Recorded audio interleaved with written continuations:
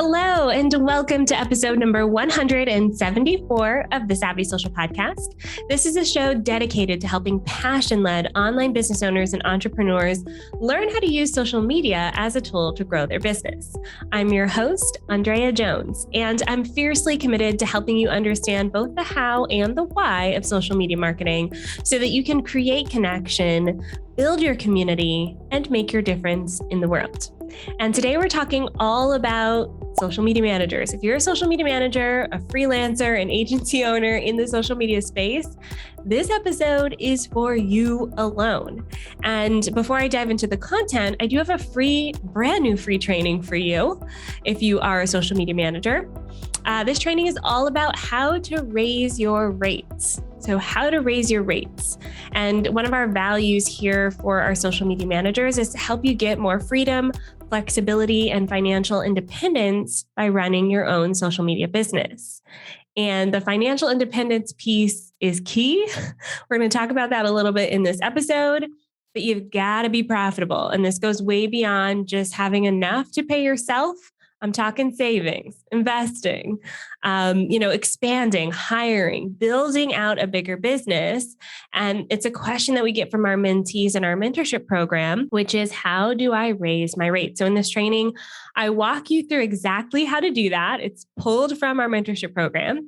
So you can find out the details by going to OnlineDrea.com/training. to sign up today. All right. So I'm going to talk through 5 different things that social media managers need to do to grow your business in 2022. And y'all, right now, we are experiencing, a renaissance in the digital marketing space. Massive growth. I don't know what to call this. The industrial revolution. I don't know. The digital revolution. Okay, I'll stop. But really, there's a lot of people right now looking for digital marketing services. And social media is one of those things that a lot of business owners need help with. I would say it's a lot easier to manage your own social 5-10 years ago. And today, a lot of people are looking at, yes, you can manage it to a point, but after a certain point, you need to hire someone. And that's where social media managers come into play.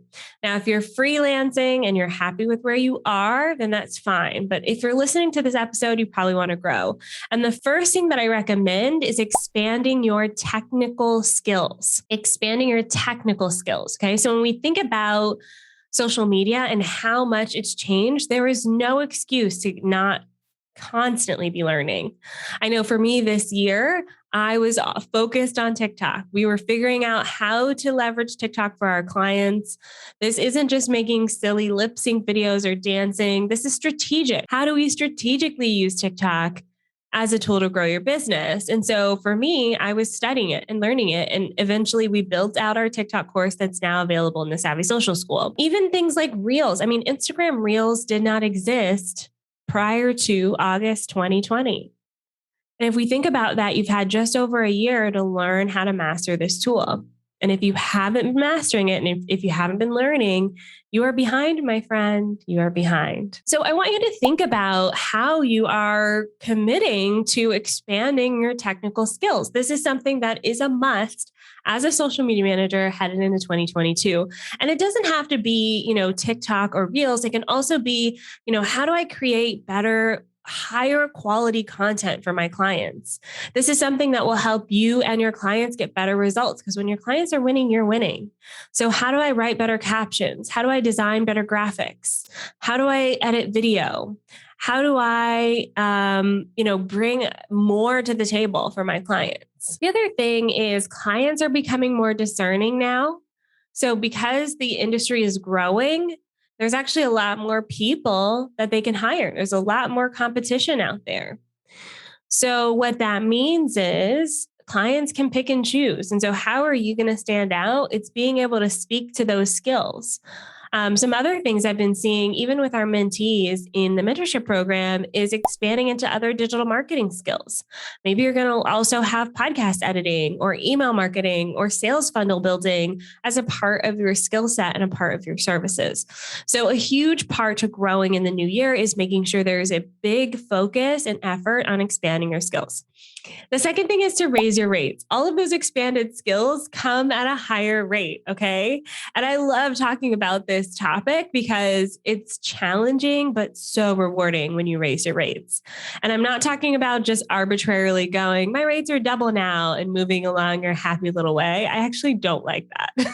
I know a lot of coaches and things kind of talk about, double your rate, it should be triple. And in some instances, yes, okay, I could make an argument for that. But I'm actually talking about calculating your new rate with actual numbers and determining your business's profitability. I'm not talking about guessing what your new rate should be. Okay, so in the Raise Your Rates training, it's free. Y'all should download it. It's an audio series, so you can listen to it wherever. It's kind of like a podcast, right? I'm going to help you figure out the magic formula for understanding your profitability in your business. And profitability is key to this rate raising strategy. You've got to fully understand your numbers and not just making enough to pay yourself. Okay. This is not just that. You should be investing and saving in your business.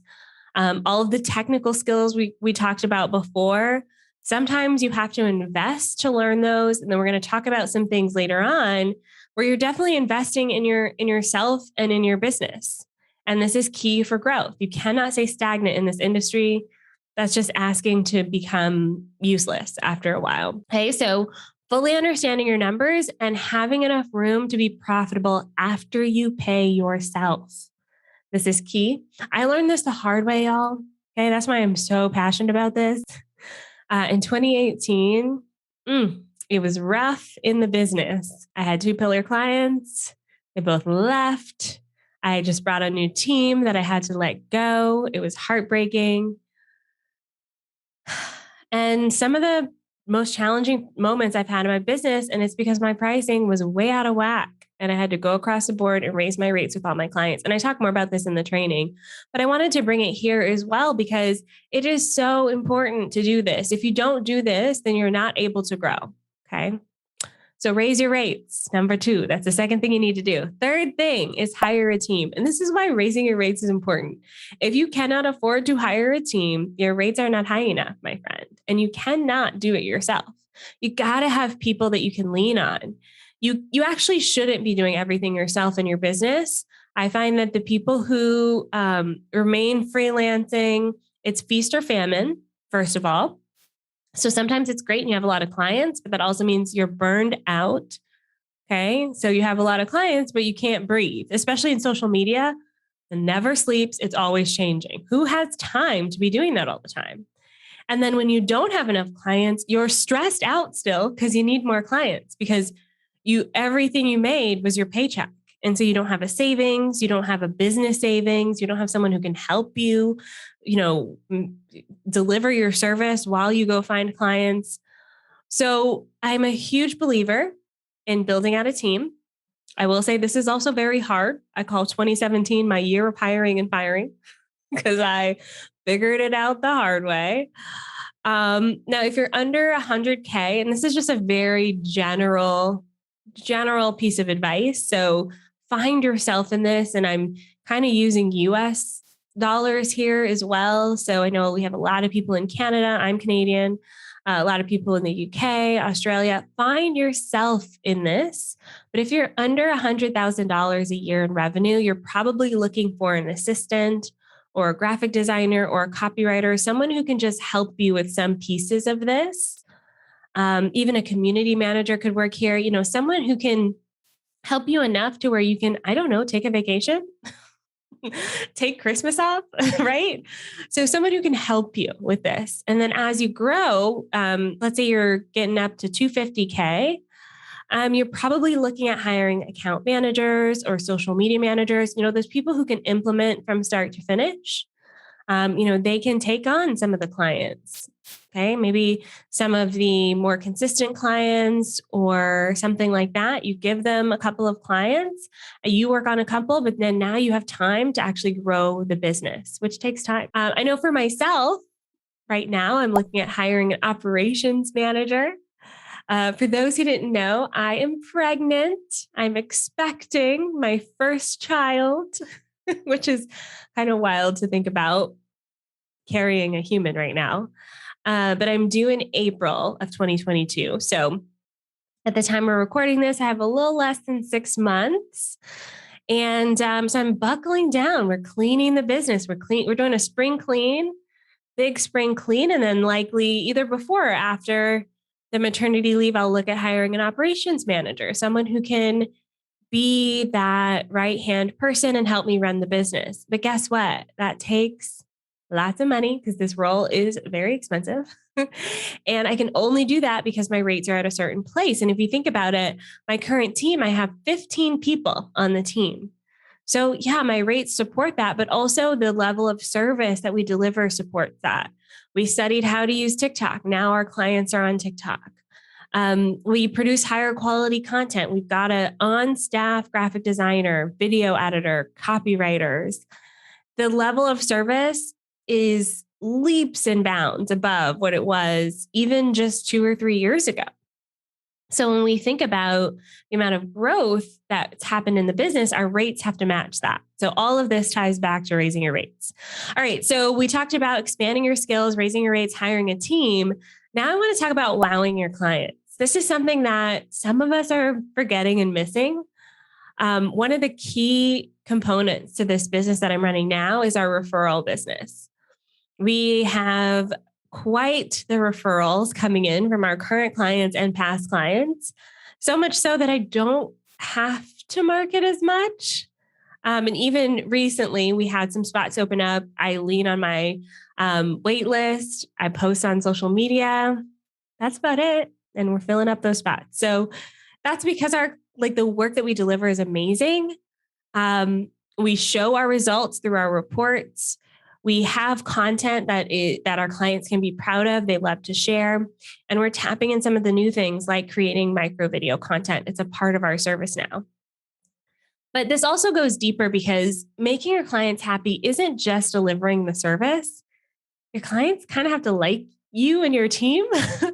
Keeping them happy goes beyond just, here you go. It's, getting to know them on a deeper level, building relationships with them.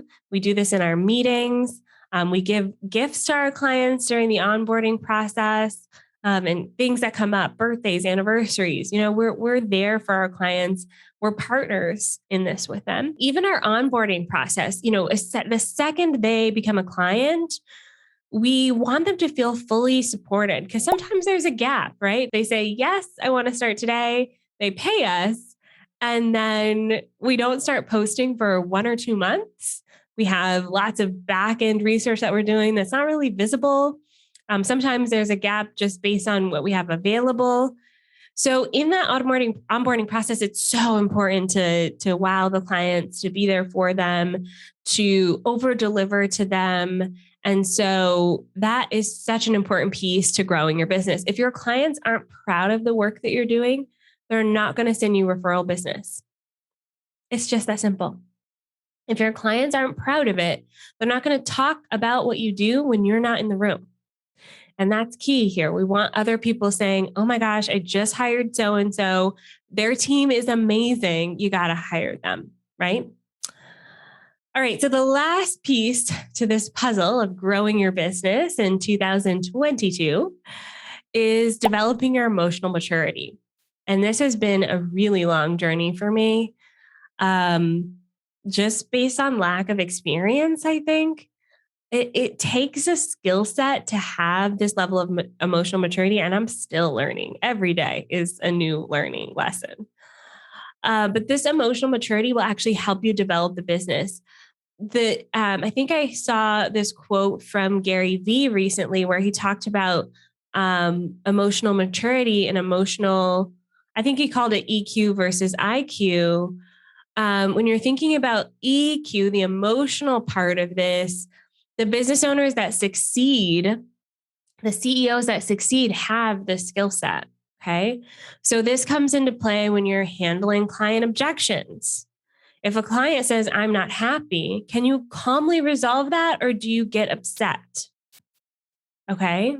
If you find yourself getting upset, that means you need to work on your emotional maturity. They're not talking about you personally.